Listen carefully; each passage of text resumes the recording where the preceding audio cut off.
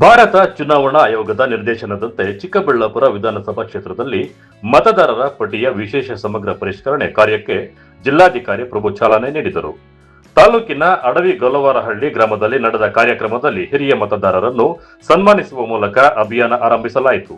ಮತದಾರರ ಪಟ್ಟಿಯಲ್ಲಿ ಅರ್ಹ ಪ್ರತಿಯೊಬ್ಬರ ಹೆಸರನ್ನ ಸೇರ್ಪಡೆ ಮಾಡುವುದು ಹಾಗೂ ತಪ್ಪುಗಳನ್ನು ಸರಿಪಡಿಸುವುದು ಈ ಅಭಿಯಾನದ ಪ್ರಮುಖ ಉದ್ದೇಶವಾಗಿದೆ. ಈ ಸಂದರ್ಭದಲ್ಲಿ ಮಾತನಾಡಿದ ಜಿಲ್ಲಾಧಿಕಾರಿ ಪ್ರಭು, 18 ವರ್ಷ ಪೂರೈಸಿದ ಪ್ರತಿಯೊಬ್ಬ ಅರ್ಹ ನಾಗರಿಕರು ಮತದಾರರ ಪಟ್ಟಿಯಲ್ಲಿ ತಮ್ಮ ಹೆಸರು ನೋಂದಾಯಿಸಿಕೊಳ್ಳಬೇಕು. ಈಗಾಗಲೇ ಹೆಸರು ಇರುವಂತಹವರು ತಮ್ಮ ವಿವರಗಳನ್ನು ಪರಿಶೀಲಿಸಿ ಅಗತ್ಯವಿದ್ದರೆ ತಿದ್ದುಪಡಿ ಮಾಡಿಕೊಳ್ಳಬೇಕು ಎಂದು ಸಾರ್ವಜನಿಕರಿಗೆ ಮನವಿ ಮಾಡಿದರು. ಮತದಾರರ ಪಟ್ಟಿಯನ್ನು ನಿಖರ ಮತ್ತು ಪಾರದರ್ಶಕವಾಗಿಡಲು ಸಾರ್ವಜನಿಕರ ಸಹಕಾರ ಅತ್ಯಗತ್ಯ ಎಂದರು.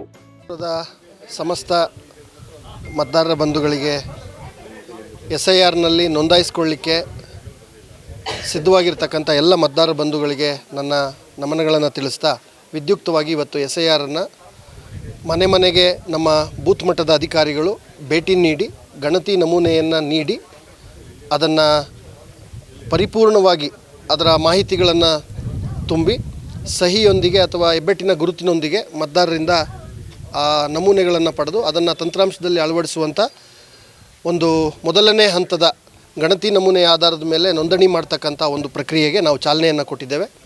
ಜಿಲ್ಲೆಯಲ್ಲಿ ಸುಮಾರು 11,000 ಹಿರಿಯ ಮತದಾರರಿದ್ದಾರೆ.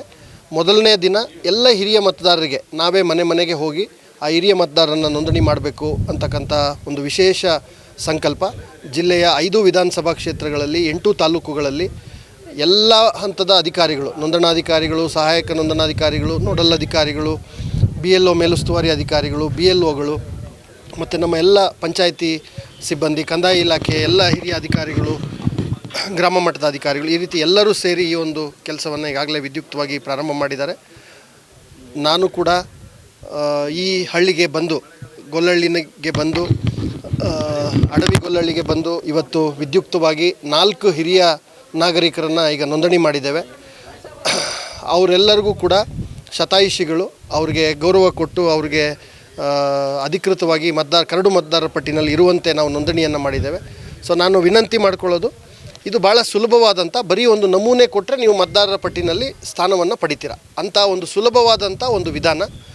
ನಂತರದ ವಿಧಾನಗಳು ಇನ್ನೂ 2 ವಿಧಾನಗಳಲ್ಲಿ ನಾವು ನೋಂದಣಿ ಮಾಡ್ಕೊಳ್ಬೋದು. ಆದರೆ ನಂತರದ ವಿಧಾನಗಳಲ್ಲಿ ನಾವು ನೋಟಿಸ್ ಕೊಡಬೇಕಾಗತ್ತೆ, ಇತರೆ ದಾಖಲೆಗಳನ್ನು ಮತದಾರರು ಕೊಡಬೇಕಾಗುತ್ತೆ. ಹಾಗಾಗಿ ಈ ಮೊದಲನೇ ಹಂತ ಏನಿದೆ ಇದು ಭಾಳ ಸುಲಲಿತವಾದಂಥ ಹಂತ.